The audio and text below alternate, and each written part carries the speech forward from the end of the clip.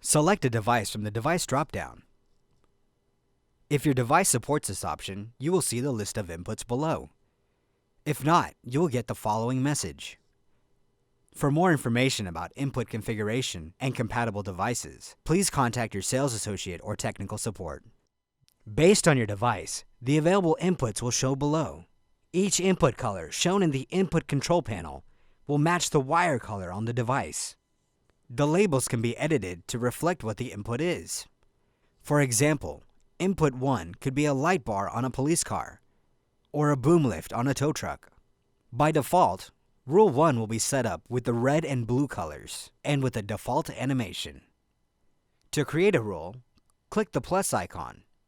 Then select the inputs by which you would like this rule to be triggered. Next, select the colors you would like your animation to be.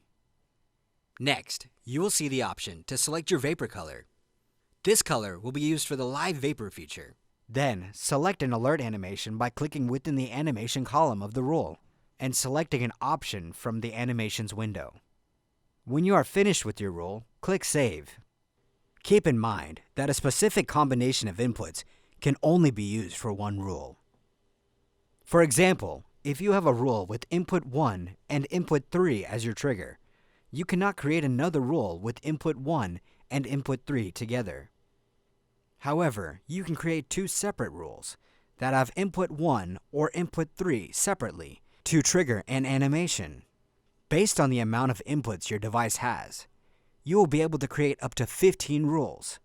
Some devices have one input, allowing you to create only one rule. If you have any more questions, our tech support is available Monday through Friday, 7 a.m. to 7 p.m., and Saturdays, 9 a.m. to 4 p.m. Central Time.